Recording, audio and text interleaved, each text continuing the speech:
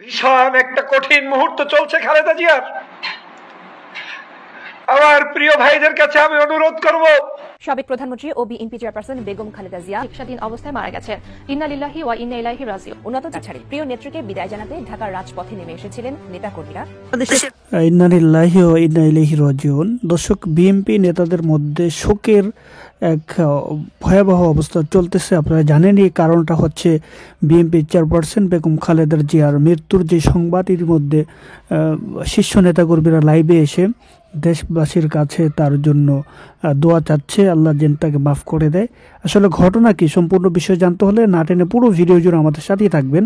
বেশি কথা আপনাদেরকে না বলে সরাসরি আমরা আপনাদেরকে ভিডিও ফুটেজগুলো দেখানোর চেষ্টা করব। দর্শক চলুন দেখতে থাকুন আমাদের ভিডিও।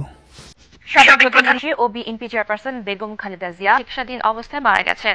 ইন্না লিল্লাহি ওয়া ইন্না ইলাইহি রাজিউন। উন্নত চিকিৎসার জন্য মঙ্গলবার রাত 11:15 কাতারের আমিরের পাঠানো বিশেষায়িত এয়ার অ্যাম্বুলেন্সে ঢাকা ছাড়ে প্রিয় নেত্রীকে বিদায় জানাতে ঢাকার রাজপথে নেমে এসেছিলেন নেতাকর্মীরা। বাংলাদেশের রাজনীতির এক অধ্যায়ের অবসান। ৮০ বছর বয়সে চিরবিদায় জানালেন বিএনপির চেয়ারপারসন ও সাবেক প্রধানমন্ত্রী বেগম খালেদা জিয়া। লন্ডনের একটি হাসপাতালে চিকিৎসাধীন অবস্থায় মঙ্গলবার সকালে তিনি শেষ নিঃশ্বাস ত্যাগ করেন। ইন্না লিল্লাহি ওয়া ইন্না ইলাইহি রাজিউন। তার মৃত্যুর খবর দেশের রাজনীতিতে গভীর শোকের ছায়া ফেলেছে। দীর্ঘদিন ধরে নানা শারীরিক সমস্যায় ভুগেছিলেন খালেদা জিয়া। উন্নত চিকিৎসার জন্য তাকে লন্ডনে পাঠানো হয়েছিল, কিন্তু প্রচেষ্টা সত্ত্বেও তাকে আর বাঁচানো সম্ভব হয়নি। মৃত্যুর খবর পাওয়ার পর বাংলাদেশে বিএনপির নেতাকর্মীদের মাঝে শোকের ছায়া নেমে এসেছে। দুবার বাংলাদেশের প্রধানমন্ত্রী হিসেবে দায়িত্ব পালন করা খালেদা জিয়া দেশের গণতন্ত্র প্রতিষ্ঠায় গুরুত্বপূর্ণ ভূমিকা রেখেছেন। তার নেতৃত্বে বিএনপি রাজনৈতিক ও সামাজিক উন্নয়নে অবদান রেখেছিল, তবে তার রাজনৈতিক জীবন সবসময় চ্যালেঞ্জে ভরা ছিল। শারীরিক অবস্থার অবনতি হওয়ায় তাকে লন্ডনে উন্নত চিকিৎসার জন্য পাঠানো হয়। সেখানকার হাসপাতালে তার চিকিৎসা চললেও অবস্থার উন্নতি হয়নি। তার মৃত্যুর সংবাদে দেশ জুড়ে শোকের ছায়া নেমে আসে।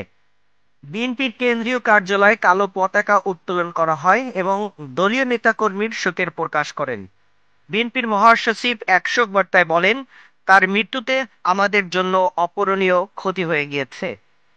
আওয়ামী লীগ থেকেও তার মৃত্যুতে শোক প্রকাশ করা হয়। তার বড় ছেলে তারেক রহমান মায়ের মৃত্যুর পর কান্নায় ভেঙে পড়েন।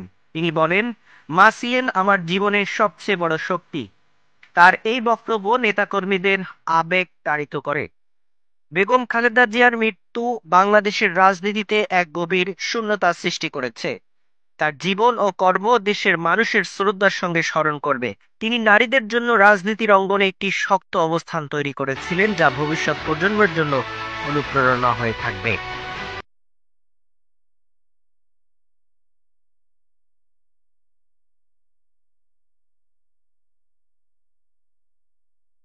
এবং ঠিক কী উদ্দেশ্যে তিনি খালেদা জিয়ার কেবিনে প্রবেশ করতে চেয়েছিলেন, জিজ্ঞাসাবাদে সে সম্পর্কে সঠিক কোনো তথ্য পাওয়া যায়নি। তবে তিনি যে ক্ষতিকর কোনো উদ্দেশ্য নিয়ে হাসপাতালে প্রবেশ করেছিলেন প্রাথমিকভাবে তা প্রতীয়মান হয়েছে বলে আদালতকে জানিয়েছে পুলিশ।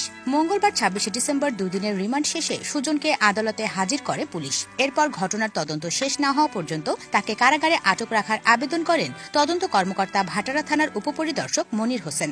সেই আবেদনের পরিপ্রেক্ষিতে ঢাকার মেট্রোপলিটন ম্যাজিস্ট্রেট ফারাহ দিবা ছন্দা আসামিকে কারাগারে পাঠানোর আদেশ দেন। কারাগারে আটক রাখার আবেদনে মামলার তদন্তকারী কর্মকর্তা আদালতকে এসব তথ্য জানান। রাজধানীর এভারকেয়ার হাসপাতালের ৭ম তলায় চিকিৎসাধীন আছেন খালেদা জিয়া।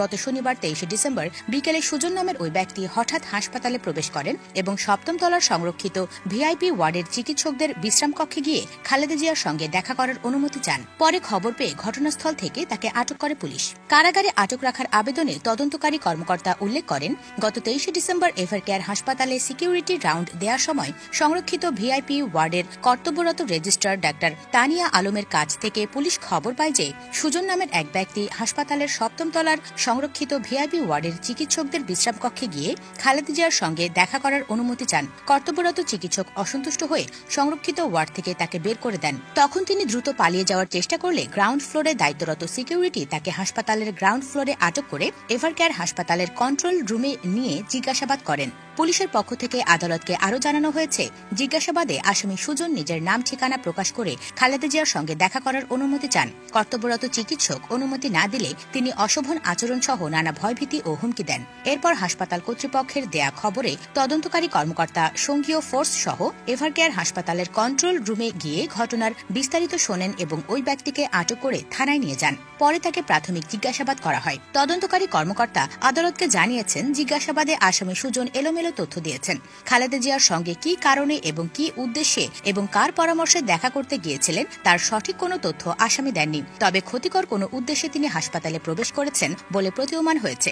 আসামি কোনো ধর্তব্য অপরাধের সঙ্গে জড়িত আছে মর্মে জোর সন্দেহ হওয়ায় আপাতত ফৌজদারির কার্যবিধি আইনের 54 ধারায় গ্রেপ্তার করা হয়। গত রোববার 24 ডিসেম্বর আসামিকে ফৌজদারি কার্যবিধির 54 ধারায় গ্রেফতার দেখিয়ে আদালতে হাজির করে পুলিশ।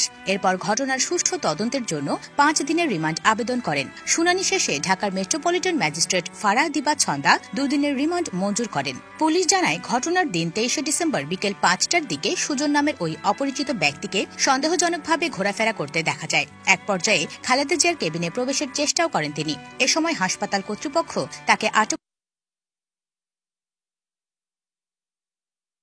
দর্শক, ইতিমধ্যে আপনারা সরাসরি আমাদের স্ক্রিন থেকে ভিডিও ফুটেজগুলো দেখতে পেয়েছেন।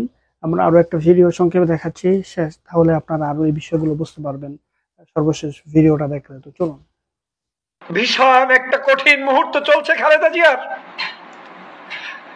আমার প্রিয় ভাইদের কাছে আমি অনুরোধ করব, যার যেভাবে শক্তি আছে প্রাণ খুলে দেশ নেত্রীর জন্য দোয়া করবেন।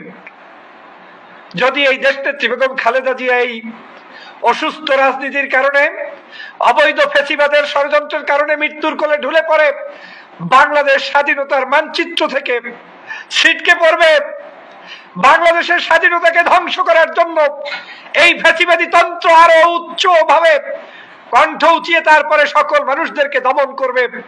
কে কোন পন্থী আছেন আমি সেটা জানতে চাই না। আমি এই দেশনেত্রী বেগম খালেদা জিয়ার দীর্ঘ হায়াত কামনা করি। আমি এই দেশনেত্রী বেগম খালেদা জিয়াকে বাংলাদেশের মানবতার মূল্যবোধের জন্য, দেশের মানুষের কল্যাণের জন্য, এই স্বাধীনতার সার্বভৌমত্বকে রক্ষার জন্য তার হায়াত যেমন কামনা করি, তার সুস্থতা কামনা করি। কিন্তু এই ফেসিবাদী তন্ত্র তাকে, তার জীবনকে ধ্বংস করার জন্য উঠে পড়ে লেগেছে। আসুন বন্ধুরা আমার, আমরা আজকের কায়মানুবাক্যে মহান রবের কাছে যেমন দেশনেত্রী বেগম খালেদা জিয়ার জন্য দোয়া করব, আর এই ফেসিবাদী তন্ত্রের হাত থেকে বাংলাদেশকে রক্ষার জন্য দোয়া করব। আমাদের দেশের অনেক চোর, অনেক ডাকাত চিকিৎসা পায়, আপনার চোখের সামনে দেখেছেন। শেখ হাসিনার যত আত্মীয় স্বজন রয়েছে, সজীব অজয় জয় থেকে শুরু করে যারা চুরি করছে, ডাকাতি করছে, সকল ডাকাতদেরকে আজকের বিদেশে চিকিৎসা দেওয়া হচ্ছে।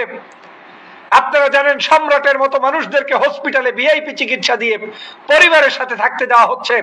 7 মার্ডার করেছে যারা, সেই আর্মির অফিসার, ঢাকার একজন এমপির সেই জামাতাকে আজকের কি করা হচ্ছে, হসপিটালে স্ত্রী স্বামী স্ত্রী থাকতে দেওয়া হচ্ছে। আর সেই দেশে দেশনেত্রী বেগম খালেদা জিয়া চিকিৎসা পাবে না? স্বাধীনতার ঘোষকের স্ত্রী চিকিৎসা পাবে না? মানতে পারেন আপনি? বিবেকের কাছে প্রশ্ন করেন, এদেশের ডাকাতরাও চিকিৎসা পায়, আর বাংলাদেশের একজন স্বাধীনতার ঘোষকের স্ত্রী চিকিৎসাবিহীন হবে। আজকে তাকে এই জেলখানায় বন্দী থাকতে হচ্ছে শুধু বাংলাদেশের স্বাধীনতা। দর্শক, আজকের ভিডিও এই পর্যন্তই ছিল। ভালো থাকবেন, অবশ্যই আপনাদের মূল্যবান মতামতগুলো জানাবেন। ভালো থাকবেন। আসসালামু আলাইকুম।